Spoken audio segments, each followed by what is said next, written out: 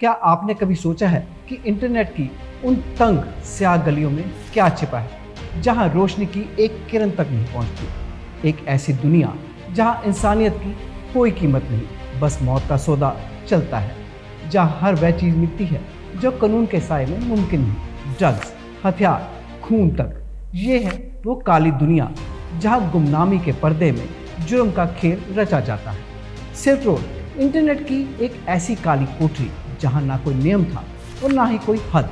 ये silk road एक काला बाजार जहां मौत भी एक सर्विस बनकर बिकती थी और इंसानियत का मोल भाव बस एक बिटकॉइन के जरिए होता था।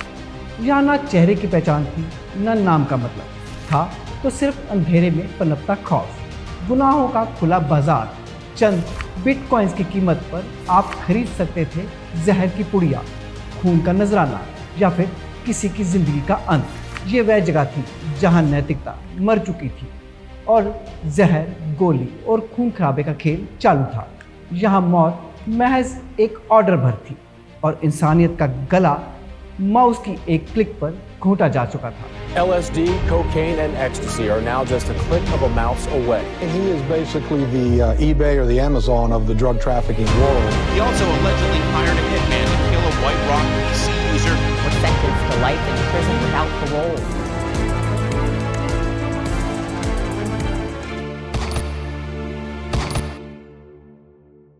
नमस्कार, मैं हूं गौरव शर्मा और आप देख रहे हैं द सीक्रेट्स। आज हम जानेंगे उस काले बाजार की कहानी जिसने न सिर्फ कानून की धज्जियां उड़ा दी बल्कि अंडरवर्ल्ड को डिजिटल रूप देकर इंटरनेट पर तहलका मचा दिया।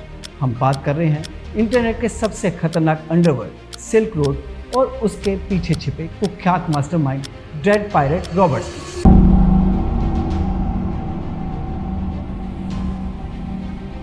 साल 2013 में एक ऐसी वेबसाइट थी जिसने डिजिटल दुनिया को हिला कर रख दिया। ये वेबसाइट थी सिल्क रोड। यहाँ कोई कानून नहीं, सिर्फ मुनाफा था। ड्रेड पायरेट रॉबर्ट्स जिसने ये खूनी मंच खड़ा किया, उसका नाम तो एक मिथक बन चुका था, पर उसका जाल इतना गहरा था कि पूरे सिस्टम की नींव हिला दी। यहाँ हर जुर्म की एक कीमत थी और हर कीमत की अदायगी बिटकॉइन से होती थी, गुमनाम, बिन निशानी। ये इंटरनेट की वो ब्लैक मार्केट था जहाँ नैतिकता की लाशें बिछी थी, जहाँ जुर्म का हर तिनका बिकाऊ था। सिर्फ 2 साल के अंदर ये वेबसाइट इतनी बड़ी बन जाती है कि $1 बिलियन का ये प्रॉफिट जनरेट कर रही थी। इसी बढ़ते हुए इलीगल एम्पायर को देखकर यूएस गवर्नमेंट भी काफ़ी परेशान थी, लेकिन इसके खिलाफ कोई भी एक्शन नहीं ले पा रही थी क्योंकि ये वेबसाइट डार्क वेब पर चल रही थी। ये डार्क वेब क्या है, इसके बारे में मैं पिछले एपिसोड में आपको बता चुका हूँ, जिसका लिंक आपको डिस्क्रिप्शन में दे दिया गया है। आप वहाँ जाकर डार्क वेब वाला हमारा वीडियो देख सकते हैं। अब बात करते हैं सिल्क रोड की। ये सिर्फ एक वेबसाइट नहीं बल्कि एक खौफनाक काले बाजार का दरवाज़ा था, जहां ड्रग्स, हथियार और हत्या की साजिशें चंद बिटकॉइंस के बदले खरीदी या बेची जा सकती थी। इसके पीछे था एक मास्टरमाइंड जो खुद को कहता था डेड पायरेट रॉबर्ट्स, जिसका असली नाम था रॉस उल्ब्रिच।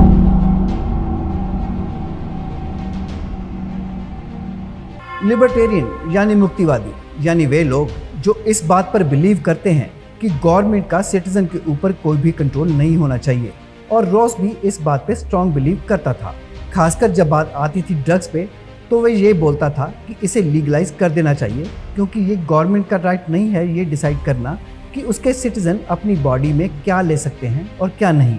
और जब सेफ्टी कंसर्न को लेकर कोई इससे आर्ग्यू करता तो उसके जवाब में वह बोलता कि ये तो मैकडोनल्ड के बर्गर को भी इलीगल कर देना चाहिए क्योंकि उसके खाने से लोगों को वेट गेन होता है, हार्ट अटैक आ सकते हैं और जान भी जा सकती है। और तो और कार को भी इलीगल कर देना चाहिए क्योंकि हर साल लाखों लोगों की जान जाती है कार एक्सीडेंट में। डिबेट्स वगैरह तक तो ये बात ठीक थी, लेकिन रॉस कोई ऐसा बिजनेस करना चाहता था जिसमें उसकी आइडियोलॉजी और भी प्रमोट हो और उसके लिए पैसे भी आए। इसके लिए वह अलग अलग चीज़ें ट्राई करता है, जैसे कि एक इन्वेस्टमेंट फंड खोलना, एक वीडियो गेम कंपनी शुरू करना। रोज़ के दोनों धंधे नहीं चल सके। एक दिन रोज़ को आइडिया आता है कि क्यों ना कोई ऐसी मार्केट प्लेस बनाई जाए जहां पर कोई भी कुछ भी खरीदा जाए या कुछ भी बेचा जाए, किसी को कोई फ़र्क ना पड़े। इससे सिर्फ पैसे ही नहीं आएंगे बल्कि लोगों को गवर्नमेंट से छुटकारा मिलेगा और दुनिया का भला भी होगा। तो अब रॉस इस नए प्रोजेक्ट पर काम करना शुरू करता है, क्योंकि ये एक इल्लीगल वेबसाइट का निर्माण को लेकर ये काम शुरू होना था और उसे कुछ ऐसा चाहिए था जिसे इंटरनेट पर उसकी आइडेंटिटी छिपी रहे। इसे पता चलता है टॉर ब्राउज़र के बारे में। अब ये टॉर ब्राउज़र क्या है और कैसे काम करता है, देखिए।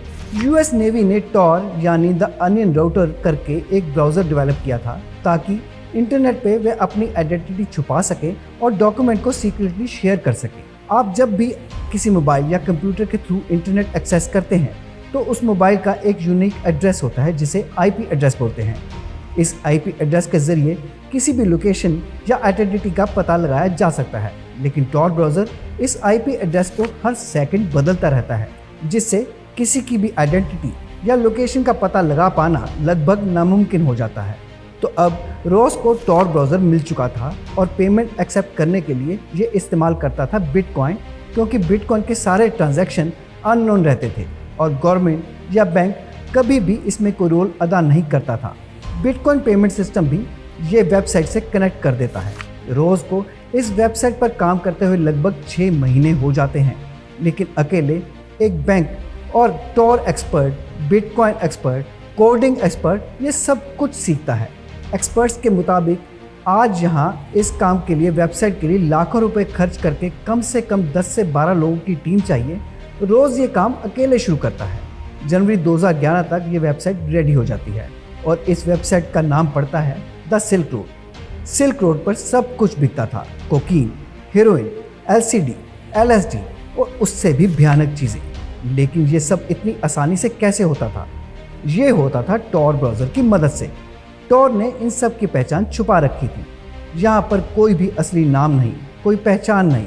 यहाँ थी तो सिर्फ अंधेरे की छुपी गुमनाम जिंदगियाँ।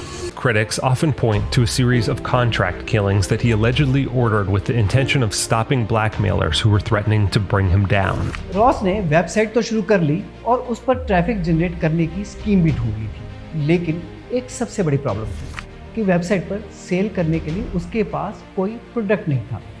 उसने ये सोचना शुरू कर दिया कि वह अपने आप में सबसे अनोखी वेबसाइट पर ऐसा क्या बेचे जो आम लोगों के लिए, यानी आम बाज़ार में या आम इंटरनेट पर या आम ई-कॉमर्स वेबसाइट पर उपलब्ध ना हो। इसके लिए उसने एक बिल्डिंग रेंट पर ली, जिसने वहाँ पर ये मैजिक मशरूम ग्रो करना शुरू कर दिया, और वो भी एक बुक की मदद से। जिस बुक की रेफरेंस से रॉस ने मैजिक मशरूम सिल्क रोड पर बिकने वाला पहला प्रोडक्ट बनाया था, उसका नाम था dummies guide to build your own magic mushroom garden. और यही मैजिक मशरूम इस वेबसाइट का पहला प्रोडक्ट बनता है। रॉस इसे पूरी दुनिया में कस्टमर्स तक पहुंचाने के लिए प्लानिंग शुरू करता है, लेकिन दिक्कत ये थी कि लोगों को इस वेबसाइट यानी सिल्क रोड के बारे में कोई जानकारी नहीं थी। सिल्क रोड को प्रमोट करने के लिए ये एक सिंपल स्ट्रैटेजी यूज़ करता है। ये अलग अलग फॉरम पे एक रैंडम यूज़र बन के जाता और सिल्क रोड के बारे में पॉजिटिव कमेंट लिखता, जैसे कि hey I found an amazing website where you can buy and sell any product you like, और ये ट्रिक काम कर जाती है। ऑलमोस्ट हर वीक इसके पास 2 ऑर्डर आ रहे थे और इन ऑर्डर्स को ये छोटे छोटे एनवेलप्स में पैक करता और यूएस गवर्नमेंट की पोस्टल सर्विस की मदद से इन्हें डिलीवर करवाता। अब आप ये सोच रहे होंगे कि अगर ये यूएस गवर्नमेंट की पोस्टल सर्विस का इस्तेमाल कर रहा था और वो भी इल्लीगल सामान की डिलीवरी करने के लिए, तो ये पकड़ा क्यों नहीं गया? देखिए, साल 2011 में जितने भी हाईटेक इक्विपमेंट थे जिनसे इल्लीगल स्टैफ को चेक किया जाता था, वह सिर्फ बड़े शिपमेंट के लिए ही इस्तेमाल होते थे। और क्योंकि रॉस छोटे छोटे डेवलप करता था एनवेलप और उसकी डिलीवरी करता था, तो ये कभी पकड़ा नहीं गया। इसके अलावा स्निफिंग डॉग्स भी महीने में 1 आध बार आते थे, तो ये वजह थी कि वो कभी पकड़ा ही नहीं गया या कभी नज़रों में नहीं आया। एड्रियन चन नाम के एक जर्नलिस्ट को इस वेबसाइट के बारे में पता चलता है, लेकिन शुरू में तो वो इसे एक मजाक की तरह लेता है, क्योंकि इस लेवल की स्टुपिडिटी कोई क्यों करेगा, उसके मन में यही सवाल था। लेकिन जब ये टॉर ब्राउज़र की मदद से इस सिल्क रूट नाम की वेबसाइट को एक्सेस करता है, तो वह देखकर शॉक हो जाता है, क्योंकि इस पर 343 इलीगल प्रोडक्ट लिस्टेड थे। अब ये सिल्क रोड के ऑनर का इंटरव्यू लेना चाहता है और अलग अलग जगह सिल्क रोड पर कमेंट करता है। रॉस इस जर्नलिस्ट को सिल्क रोड पर घूमते हुए देखता है और समझ जाता है कि अब इसे आर्टिकल लिखने से रोकना मुश्किल होगा, तो रॉस इस इंटरव्यू के लिए राजी हो जाता है। वह इसको एक अपॉर्चुनिटी के रूप में इस्तेमाल करता है अपने लिबर्टेरियन मैसेज को फैलाने के लिए। अगले दिन न्यूज़पेपर में सिल्क रोड के बारे में आर्टिकल पब्लिश होता है और कुछ ही घंटों के अंदर ये इतना वायरल हो जाता है कि इसकी वजह से मेन स्ट्रीम मीडिया भी इसके बारे में बातें करने लग जाती है। इसी वजह से सिल्क रोड को इतनी ज़्यादा अटेंशन मिली कि इस पर ट्रैफिक बढ़ने लगा और इसके साथ साथ बिटकॉइन का प्राइस भी ऊपर चढ़ने लगा। लेकिन इस आर्टिकल पब्लिश होने के 4 दिन बाद ही यूएस गवर्नमेंट भी अटेंशन में आ जाती है। आर्टिकल छपने के अगले ही दिन यूएस गवर्नमेंट अपनी 3 एजेंसीज FBI, DA और IRS को बुलाती है और उन्हें ऑर्डर देती है कि इस वेबसाइट को जल्द से जल्द शट डाउन किया जाए। यूएस गवर्नमेंट इसको एक चैलेंज की तरह लेती है और साथ में ये थ्रेट तो था ही, क्योंकि इसकी इस्तेमाल करने वाले लोगों में ज़्यादातर युवा लोग थे जो कि नशे का आदी हो रहे थे। जहां बड़ी बड़ी एजेंसीज इस केस को 1 साल में भी सॉल्व नहीं कर पाई, वहीं एक tax inspector simple Google search की मदद से इस केस को सॉल्व कर देता है। गैरी नाम का एक टैक्स इंस्पेक्टर सिल्क रोड के एडवांस सर्च के जरिए डेट और टाइम को फिल्टर लगाकर ये चेक करता है कि सिल्क रोड के बारे में सबसे पहले कब मेंशन किया गया था, और इसका पता चलता है कि एटलेड नाम के एक यूज़र ने सिल्क रोड के बारे में सबसे पहले एक फॉरम पे मेंशन किया था और यही यूज़र अलग अलग फॉरम में जाकर सिल्क रोड के बारे में पॉजिटिव कमेंट लिखता रहा और इसे प्रमोट करता रहा। आगे इसे पता चलता है कि इसी यूज़र ने एक हायरिंग पोस्ट डाली थी जिसमें ईमेल आईडी मेंशन थी rosberg@gmail.com। आगे गैरी को पता चलता है कि रॉस नाम के एक यूज़र ने टॉर से रिलेटेड एक क्वेश्चन पोस्ट किया था। अब फॉर्म पे और सिर्फ 1 मिनट के अंदर इसे अपना रॉस चेंज करके फ्रॉस्टी रख दिया। अब गैरी रॉस उल्ब्रिक के नाम से और भी ज़्यादा सर्च करने लगता है। इसे मिलता है रॉस का एक यूट्यूब चैनल। गैरी अब भी ज़्यादा श्योर हो जाता है क्योंकि लेबियन वाली फिलॉसफी जो रॉस इसमें बोल रहा है वह सिल्क रोड के एडमिन भी एक इंटरव्यू में बोल रहा था। अब गैरी एक्साइटेड हो जाता है। वह FBI के पास इंफॉर्मेशन शेयर करने के लिए अगले ही दिन निकल जाता है। वहीं दूसरी तरफ FBI को एक IP एड्रेस और सर्वर के बारे में पता चलता है। ये IP एड्रेस रॉस ने सिल्क रोड से डेवलप करते समय गलती से लॉक कर दिया गया था। अगले दिन गैरी FBI के पास पहुंचता है उनसे सारी इन्वेस्टिगेशन शेयर करने के लिए, लेकिन जैसे ही गैरी फ्रॉस्टी के बारे में बताता है पूरे रूम में सन्नाटा छा जाता है और FBI ऑफिसर शॉक हो जाते हैं क्योंकि जो सर्वर और कंप्यूटर सिल्क रोड का एडमिन इस्तेमाल कर रहा था उसका नाम भी फ्रॉस्ट था और यही वह कहानी की आखिरी कड़ी थी जो पूरे केस को सॉल्व कर सकती थी। अब यह पता चल जाता है कि रॉस वह आदमी है जिसको 2 साल से ढूंढा जा रहा था। FBI सर्वर के बारे में इन्वेस्टिगेशन करती है और उसे पता चलता है कि ये सर्वर आइसलैंड में बेस्ड है, तो वह आइसलैंड की अथॉरिटी से बात करके इस सर्वर की सारी डिटेल्स निकाल देती है। सिल्क रोड का राजा, जिसे सब द डेड पायरेट रॉबर्ट्स के नाम से जानते थे, को अब कानून के सामने लाया जाना था। सरकार की नज़रें उस पर गड़ चुकी थी और इस डिजिटल क्रांति का अंत अब नज़दीक था। एक ऐसा अंत जो खून, धोखे और गुमनामी से भरा हुआ था। अब FBI इस सर्वर पर नज़र रख रही थी और डेली ऑब्जर्वेशन करके FBI को पता चलता है कि सैन फ्रांसिस्को के एक इंटरनेट कैफ़े से इस सिल्क रोड नाम की वेबसाइट को चलाया जा रहा है। तो एक प्रॉपर प्लानिंग के तहत FBI रॉस को अरेस्ट करने के लिए निकलती है। 2 अक्टूबर 2013 सैन फ्रांसिस्को के एक लाइब्रेरी में रॉस को FBI लैपटॉप के साथ अरेस्ट कर लेती है और इसके लैपटॉप से FBI को $1,44,000 बिटकॉइंस मिलते हैं जिसकी वैल्यू उस टाइम $5 मिलियन थी, जिसको सीज करवा देती है। रॉस को गिरफ्तार किया गया और उसके खिलाफ एक नहीं बल्कि कई गंभीर आरोप लगाए गए। ड्रग्स की तस्करी, मनी लॉन्ड्रिंग और कंप्यूटर हैकिंग। ये सब आरोप किसी सामान्य अपराधी पर नहीं लगाए जाते। ये आरोप उस शख्स पर थे जिसने इंटरनेट के सबसे अंधेरे कोनों में एक ऐसा साम्राज्य खड़ा किया जिसे गिराने के लिए सरकारों को अपनी पूरी ताकत झोंकनी पड़ी।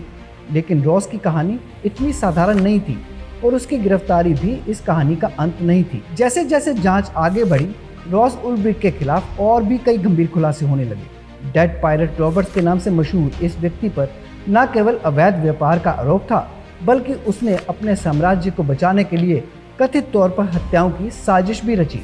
जी हाँ, हत्याओं की साजिश। कहा जाता है कि उसने सिल्क रोड को खतरे में डालने वालों को चुप कराने के लिए लोगों को मरवाने की योजना बनाई थी। हालांकि अदालत में इस आरोप के लिए पर्याप्त सबूत नहीं थे और उसे हत्या की साजिश के लिए दोषी नहीं ठहराया गया। यूएस कोर्ट इसे 2 लाइफ सेंटेंस की सजा यानी 2 बार उम्र कैद सुनाती। लेकिन क्या सच में ये अंत था? क्या इस काले बाजार यानी सिल्क रोड के खत्म होते ही सब कुछ ठीक हो गया था? नहीं, सिल्क रोड के खत्म होने के कुछ समय बाद सिल्क रोड 2.0 उभर कर सामने आया। इस बार एक नया मास्टरमाइंड सामने आया जिसे दुनिया जानती थी डेफकॉन के नाम से।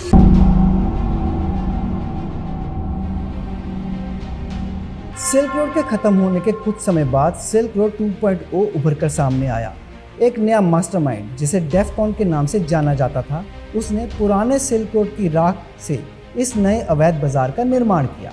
इस बार साइट पहले से कहीं अधिक सुरक्षित और संगठित दिखाई दी और डेफकॉन ने दावा किया कि वे रॉस की गलतियों से सबक लेकर आए हैं। उन्होंने सिल्क रोड की विरासत को फिर से जिंदा किया। डार्क वेब पर ड्रग्स, हथियार और अवैध सेवाओं का एक और खतरनाक अड्डा तैयार कर लिया गया। सिल्क रोड 2.0 ने एक बार फिर से डार्क वेब की दुनिया में हलचल मचा दी। नए प्रयोगकर्ता जुड़ने लगे और अवैध व्यापार की लहरें एक बार फिर से इंटरनेट के अज्ञात कोनों में फैलने लगी। ऐसा लगने लगा कि अंधकार के इस साम्राज्य को अब कोई भी नहीं रोक पाएगा। हर कोने में चुप्पी थी, लेकिन इस चुप्पी में सन्नाटा नहीं था। ये फेक खामोशी थी जो आने वाले तूफान का संकेत दे रही थी। लेकिन किस्मत का पहिया एक बार फिर घूमा। 2014 में जैसे अचानक पहले सिल्क रोड का पतन हुआ, वैसे ही सिल्क रोड 2.0 भी गिर पड़ा। अमेरिकी और यूरोपीय कानून परिवर्तन एजेंसियों ने एक और बड़े ऑपरेशन को अंजाम दिया। डेफकॉन, जो खुद को अजय समझता था, कानून के शिकंजे में फंस गया। इस ऑपरेशन के तहत सिल्क रोड 2.0 को हमेशा के लिए बंद कर दिया गया और डेफकॉन को गिरफ्तार कर लिया गया। ये स्पष्ट हो गया था कि चाहे डार्क वेब कितनी भी गहराइयों में छुप जाए, कानून की नजरें उस पर हमेशा बनी रहेंगी। सिल्क रोड का काला बाजार जितनी बार भी उभरे, उतनी बार उसका पतन निश्चित है। ये एक ऐसा खेल था जहां अंत में जीत केवल कानून और न्याय की थी। तो ये थी सिल्क रोड की एक झलक, एक ऐसा काला बाजार जिसने इंटरनेट की अंधेरी गलियों में अपनी पहचान बनाई। लेकिन याद रखिए, चाहे आप कितने भी चालाक और शातिर क्यों ना हो, आप कानून से ज़्यादा समय तक छिप नहीं सकते।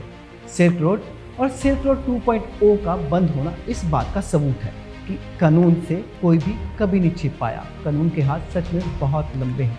तो ये था इंटरनेट के अंधेरे का एक सच, एक ऐसा सच जो डराता भी है और सोचने पर मजबूर करता है कि क्या कभी इस अंधेरे से छुटकारा मिलेगा?